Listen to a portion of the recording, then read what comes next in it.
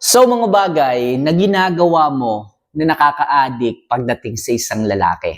Yung tipong lagi kanyang iisipin, yung tipong lagi kanyang tatawagan, lagi kanyang hahanapin. So ano nga ba yung mga bagay na ginagawa mo pero nakaka-addict na pala to pagdating sa isang lalaki? So yan ang magiging topic natin ngayong hapon na to mga kamamay, and isa lang palaging hinihiling ko, if ever na nagugustuhan mo yung mga tips and topics tungkol sa love advice, huwag mong kalimutan na mag-subscribe, syempre mag-like sa video ito. Kung magko-comment ka, kung taga saan, pangalan mo, mas magiging maganda. Kaya mga kamamay, kung nagawa mo na yung mga bagay na yan, maraming salamat. At simulan na po natin ang topic ngayong araw na to.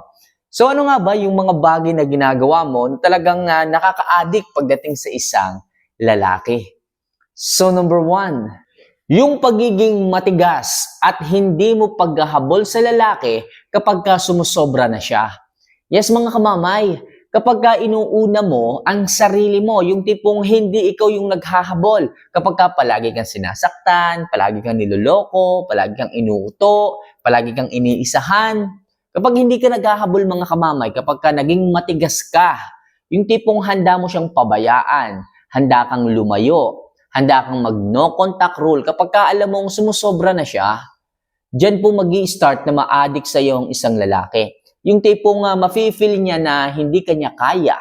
Yung tipong mafe-feel niya na handa mo siyang iwan kapag ka pinagpatuloy niya yung mga maling ginagawa niya. Di ba? Kapag ka ganun mga kamamay, nafe-feel niya na, teka, pwede pala akong iwanan itong babae na to kapag ka nagpaloko-loko ako. Kapag ka nagpariwara ako sa buhay ko. So, dapat ipakikita niyo mga kamamay na matibay ka na kaya mo siyang iwan. Oras na niloko ka niya, oras na sinaktan ka niya, oras na paulit-ulit na lang yung ginagawa niyang kamalian sa'yo, dapat pinapakita mo sa kanya na kaya mo siyang iwan. Doon magkakaroon ng takot ang isang lalaki at doon din magkakaroon ng pagka-addict sa'yo ang isang lalaki. At the same time, ang maganda dyan, hindi na niya uulitin pa yung kanyang mga bad habits na kayang gawin sa'yo. Kasi nga, hindi ka nag-aaksaya ng panahon sa kanya eh. Kaya mo siyang i-give up kapag ka hindi siya nagbago. At syempre, mag-iisip din ng isang lalaki. Baka nga iwan ako nito. Baka nga mamay, pagpalit ako nito. Kaya hindi ko nagagawin ulit yun. So, nandun yung takot ng isang lalaki. Nandun ang isang takot na makaiwan mo siya at nandun din yung pagka-addict niya na bumalik sa iyo dahil nga pa pwede kang mawala sa kanya dahil nga possible kang lumayo sa kanya at hindi na siya balikan. So, number 2, ang palagi mong pag-aayos at pagpapasexy. Akala mo, simple lang na mga gawain yan? Akala mo, mga simpleng bagay lang yan na palagi mong ginagawa pero hindi mo alam, nakaka-addict na pala yan sa isang lalaki. Bakit ka mamay? Ito talaga yung ito talaga yung naging hobby ko na. Naging hobby kong mag-jogging, mag-ayos ng sarili, mag-improve ng sarili, magpaganda, magpa-sexy. Totoo ba yung sinasabi mo na ma-addict sa akin ng isang lalaki kapag ka pinagpatuloy ko to? Yes, mga kamamay. Siyempre, mga lalaki kami. Men's are men's. Kapag nakakita kami ng isang babaeng maganda na nag-aalaga ng kanyang sarili, na nagpapasexy, na nagsusumba, na nag-gym, mahuhumaling kami dyan. Kababaliwan namin yan. Kaadika namin yan. Kasi bibihira yung ganyan eh. Karamihan kasi ng mga babae ngayon, ang gusto lang, lumamon ng lumamon, kumain ng kumain. Diba? Tamad. Tamad mag-workout, tamad mag-jogging, sasabihin, magda-diet, pero isang taon na yung lumipas, hindi naman nagja-jogging, hindi naman sinisimulan. Kaya kung ikaw yung babae na may dedikasyon pagdating sa pag-aayos, pag-aalaga ng sarili, pag-workout, mahirap yan. Mahirap yan mga kamamay. Kaya maraming mga kalalakihan ang nahuhumaling at naa-addict sa inyo kapag kaganyan kayo. Kaya alagaan ang sarili, magpa-sexy, magpasarap, magpaganda. So next, yung pagiging matagal mong mag-reply. Mga kamamay, kahit sabihin natin na may ginawa ka lang, na-delay ka ng pag-reply sa isang lalaki, hindi mo alam, ma-addict na siya sa iyo. Bakit? Yung tipong ang gusto niyang mangyari marami kayong mapag-usapan. O kaya naman nandoon na kayo sa masarap na usapan pero bigla kang nawala. Bigla kang nabitin. Lalo na sa umpisa ng inyong relasyon, kung halimbawa nag-getting to know each other pa lang kayo, nandoon yung kilig factor at pagka-addict sa iyo ng isang lalaki. Yung tipong bigla ka nalang mawawala sa gitna ng inyong pag-uusap. Makikita mo, pagbalik mo, paghawak mo ulit ng cellphone mo, ang dami na niyang message, ang dami na ng chat. Minsan nga yung iba, nagmi-miss call pa eh. Sinisigurado niya kung nandiyan ka pa ba, kung okay ka pa ba, kung nakatulog ka na ba, di ba? So, sa tulong nung minsan mo lang i-delay yung mga reply mo, hindi mo napapansin na addict na sa yung isang lalaki. Hindi mo napapansin, nagiging interesado ka na pagdating sa kanya. Kaya paminsan-minsan mga kamamay, i-delay nyo ang reply, i-delay nyo ang message, lalo na kung nasa gitna na kayo ng inyong masarap na usapan. Pero make sure, be ready sa valid reason kung bakit kayo biglang nawala. So next, ang pagiging mabango mo. Yan mga kamamay. Kung ikaw man ay isang babaeng inaalagaan ng hygiene, lagi kang mabango, lagi kang nakakaakit ng mga kalalakihan, yung tipong pagdadaan ka, sabihin sa'yo ay, Miss, ang bango mo naman. Isa rin po yun mga kamamayan, nakaka-addict din po yan pagdating sa isang lalaki. Yung inyong kabanguhan.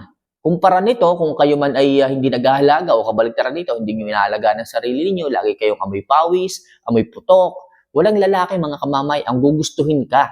Walang lalaki mga kamamay ang magtsatsaga sa iyo. Di bali na lang kung kayo ay kasal na. Halimbawa, napawisan ka at hindi ka agad nakapanligo, sasabihan ka pa rin naman ng isang lalaki. Mahal, medyo yung kilikili powers natin, medyo naasingaw na, ligo naman.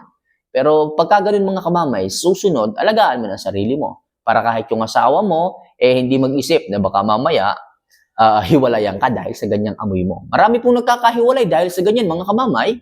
Okay, yung iba niya tumatawa pero marami pong nagkakahiwalay dahil sa hindi na niya matiis ang baho o hindi niya pag-aalaga sa kanyang katawan. Kaya mga kamamaya, yung pagiging mabango mo, makakatulong yan upang kaadikan ka, hindi lang ng isang lalaki, pero napakaraming mga kalalakihan. Kung halimbawa, ikaw man is nasa kumpanya, idagdag na natin na nag-aayos ka, sexy ka, tapos mabango ka pa, all in, nasa iyo na mga kamamay. Talagang lilingunin ka. Okay, may stiff neck lang ang hindi lilingon sa iyo kapag kaganyan. Kaya please, alagaan ng hygiene, maging mabango ka, isa yan sa mga nakakapagpa-addict sa mga kalalakihan pagdating sa mga babae. So next, ang pagiging madiskarte at maalam mo sa buhay. Yes mga kamamay, hindi ka lang ganda, hindi ka lang sexy, hindi ka lang mabango, pero nandyan din yung sipag mo, yung pagiging madiskarte mo. Kamamay, may problema yata tayo eh. Nasa bahay lang ako eh.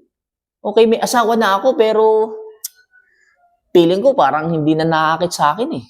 Parang hindi na na-addict sa akin ng isang lalaki. Anong ginagawa mo? Palagi ka namang umaasa lang sa kanya. Lahat hinihingi mo sa kanya. Lahat iniaasa mo sa kanya. Kuryente, pagkain, make-up mo, lipstick mo, shampoo mo, napkin mo. Halos lahat iniasa mo na. Kahit nasa bahay ka, may mga bagay naman na po pwede kang gawin para matulungan mo siya eh. Pwede kang mag-online selling, pwede kang mag-affiliate, di ba? So, pwede kang, okay naman, pwede kang sumideline. Okay, maraming po pwedeng gawin na sideline para kahit paano kumita ka rin ng sarili mo, maging madiskarte ka, o kahit naman, o kaya naman, kung hindi mo siya matulungan sa larangan ng pananalapi, bakit hindi mo siya asikasuhin, bakit hindi mo siya alagaan, bakit hindi mo siya ipagluto, ipaglaba, o baka naman po pwede mo siyang itulungan sa kung anumang paraan. Di ba? Sa kung anumang paraan para mapadali siya. Sa ganyang paraan mga kamamay, nagiging madiskarte ka na din. Kasi natutulungan mo siya, hindi ka nagiging pabigat. Sa parang yan mga kamamay, ka-addict ka na ng isang lalaki. For example, pag uwi niya ng bahay, galing trabaho, handa ng pagkain. Pag uwi niya, galing trabaho, nakaligo ka na. Di ba? Sa ganyang paraan mga kamamay, ka-addict ka ng isang lalaki. Yung tipong hinahanap-hanap niya ang luto mo, yung adobo mo, yung sinigang mo. Nakaka-addict po yan sa isang lalaki. At pagka ang isang lalaki nabubusog mo sa araw-araw, ang isang lalaki nasasatisfied mo sa araw-araw, sigurado ako, para mo na rin siyang tinulungan sa lahat ng bagay.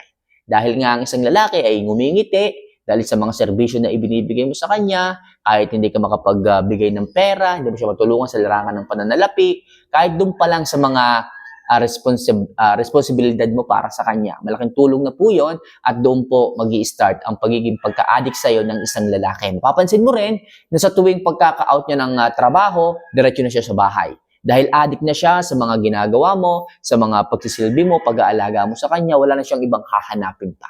So yan lang muna sa ngayon mga kamamay, mga bagay na kailangan yung gawin para kaadikan kayo ng isang lalaki. For more video and love advice na kagaya nito mga kamamay, huwag niyo kalimutan na mag-subscribe, mag-like at mag-comment dito. So paano mga kamamay, mahal ko po kayo. See you for our next vlog.